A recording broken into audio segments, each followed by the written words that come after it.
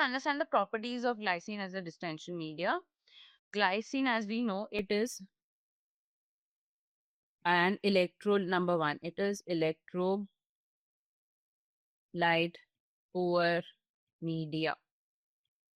So, which are those hysteroscopic procedures which use only glycine as a distension media and they cannot use monopolar? It is a monopolar hysteroscopic surgeries. Monopolar electrosurgery in hysteroscopy. So they use glycine. Now, what are the biochemical properties? So, if you understand, glycine is basically one of the amino acids which is naturally present in the body. It gets metabolized into two components, that is serine plus ammonium. And how this is responsible for fluid overload, I'll come to that as well. It is primarily a hypoosmolar solution. It has a elimination half-life of more than 40 minutes. So these are the primary biochemical properties. Now let us understand, if it is used as a distension media, what kind of complications it can result in. It can cause, very, very important, volume overload. How does it cause volume overload? Once it gets absorbed into the blood volume in the blood vessels, suppose this is a hysteroscopy being done, because of some kind of reasons, this is your blood vessels, this fluid goes into your blood vessels. Being hypoosmolar, it will cause third space loss and it will attract a lot of fluid inside the blood vessels because of the low osmolality, and hence it results in a volume overload here. Secondly, if you may ask, I'll just erase this part. Secondly, what is the other probable thing that it causes? It causes a dilutional hyponatremia because of fluid overload.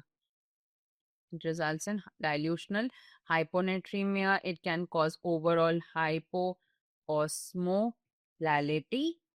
Fourth is because it breaks down into ammonia, which is not so easily eliminated. It takes time to eliminate from the body. It can result in hyperammonemia.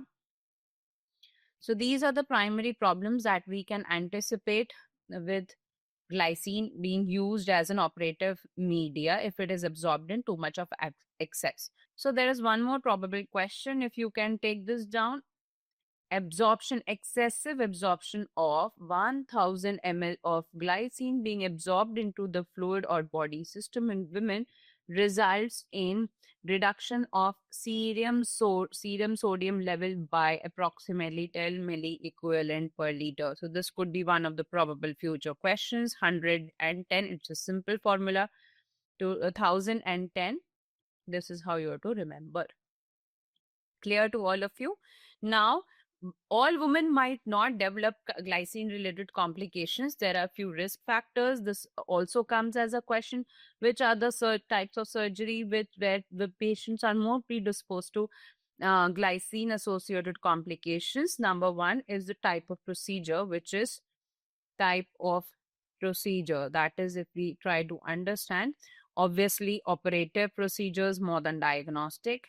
Primarily in diagnostic kind of surgeries, we always prefer to use diagnostic procedures. We prefer to use normal saline and not glycine.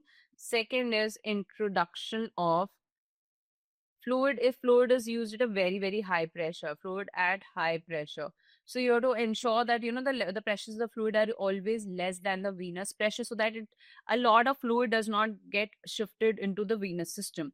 So if you're using high introduction pressure at high pressure, obviously the fluid is going to go into the vessels. Third is any kind of a visceral perforation. Fourth, prolonged operative time. The more time you take for surgery, the more fluid is going to get absorbed. So this is, and also type of anesthesia also depends here.